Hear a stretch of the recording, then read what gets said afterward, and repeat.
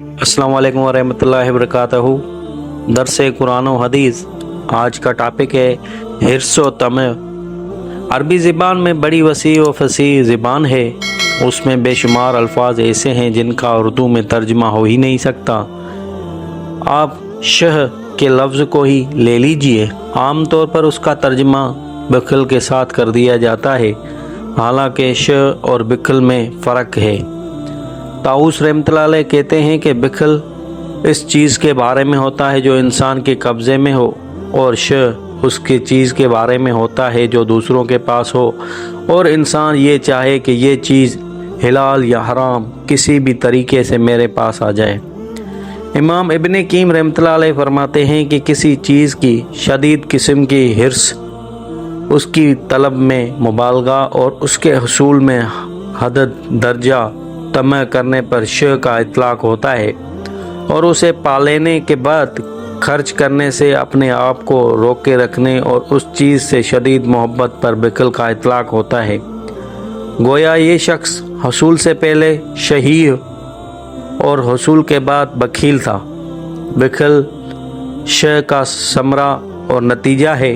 शह इंसान के दिल में छुपा होता है और उसे बिखल पर आमादा करता है। जो शख्स बिखल करता है वो शह की इताअत करता है, और जो बिखल नहीं करता वो शह की नाफरमानी करता है और कामयाब है। ऐसे ही लोग के बारे में सूरह हशर में फरमाया गया है, और जिन्हें अपने नफ्स के बिखल से बचा लिया गया वो कामयाब हैं। अगरचे उर्दू में कोई ऐसा लफ्ज़ नहीं जो शह का मफ़हूम पूरी तरह अदा कर सके, लेकिन फिर भी किसी हद तक हर्स व तमह से हम उसकी तर्जुमानी कर सकते हैं। कुरान करीम में मुतअद्दिद मुकामात पर शह का ज़िक्र आया है। सूरह निसा में है, इंसानी तबीयत में बिखल रखा गया है। इस आयत करीमा में यह हकीकत बयान की गई है कि इंसान की फितरत में माल की मोहब्बत, हिर्स व बिखल पाया जाता है।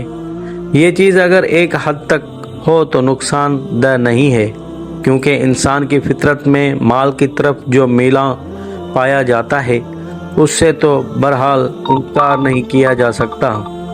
और सच्ची बात तो यह है कि हिर्स व तमह और बिखल के तकाज़ों पर अमल पैरा होने से बचने की वजह से जो अजर व सवाब मिलता है वो तो तभी मिलेगा जब इंसान के अंदर ये चीज़ें होंगी। जैसे शहवत के नाजायज़ तकाज़ों से बचने की वजह से इंसान अल्लाह सुब्हानहू व तआला का महबूब बनता है, अगर उसके अंदर सिरे से शहवत ही ना होती तो वो बचता कैसे और महबूब खुदा कैसे बनता।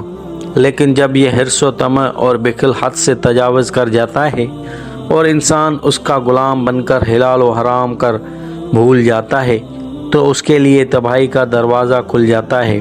माल की मोहब्बत और हिर्स उसे रिश्तों की पामाली और कत्ल व क़त्ल पर आमादा कर देती है।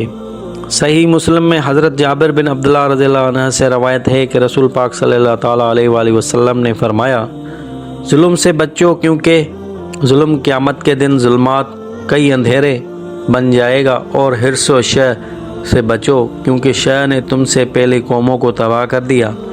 हिर्स ही ने उनको अपनों का खून बहाने और हराम को हिलाल समझने पर आमादा किया।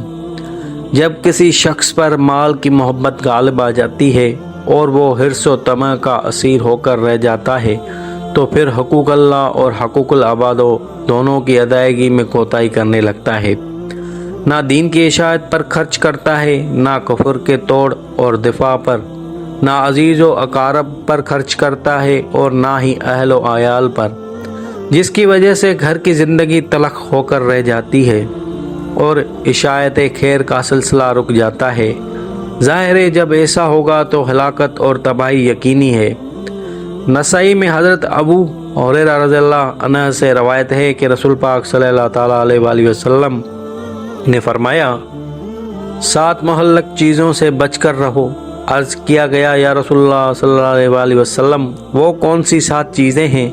आप सल्लल्लाहु ताला अलैहि वसल्लम ने फरमाया, अल्लाह सुब्हानहू व तआला के साथ शिरक व हिर्स व तमह, शह उस जानदार का नाहक कत्ल जिसके कत्ल को अल्लाह सुब्हानहू व तआला ने हराम किया है, सूदखोरी یتیم کا مال کھانا، میدان جنگ سے پیٹ پھیر جانا اور پاک دامن سیدھی سادی صاحب ایمان خواتین پر تہمت لگانا۔ ابو داؤد میں حضرت ابو ہریرہ رضی اللہ عنہ سے روایت ہے کہ میں نے رسول پاک صلی اللہ تعالیٰ علیہ وآلہ وسلم کو یہ فرماتے ہوئے سنا ہے، انسان میں سب سے بری بات کڑھانے والی، ہرس اور گھبرا دینے والی نامردی ہے۔ حریص اور لالچی انسان ہر وقت اسی غم میں کھڑتا رہتا ہے کہ فلاں کے پاس یہ ہے اور میرے پاس نہیں ہے۔ ایسا نہیں کہ وہ تہی دست اور بھوکا ننگا ہوتا ہے، بعض اوقات اس کی جیب بھری ہوتی ہے اور اس کے پاس اللہ سبحانہ و تعالیٰ کی نعمتوں کی بھرمار ہوتی ہے، مگر حرص کی بیماری اسے ہر وقت پریشان رکھتی ہے۔ وہ سب کچھ سمیٹ لینا چاہتا ہے اور جب ایسا نہیں کر پاتا تو پریشان ہو جاتا ہے، اور اگر بالفرض وہ سب کچھ سمیٹنے میں کامیاب ہو بھی جائے تو بھی اسے قلبی اطمینان اور سکون نصیب نہیں ہوگا۔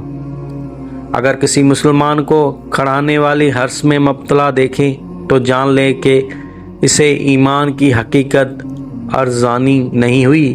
اگر اسے ایمان کی حقیقت ملی ہوتی تو وہ مال کی خاطر اتنا پریشان نہ ہوتا، جبکہ ہمارے آقا صلی اللہ تعالیٰ علیہ وآلہ وسلم کا فرمان ہے کہ حرص و طمع اور ایمان ایک بندے کے دل میں جمع نہیں ہو سکتے۔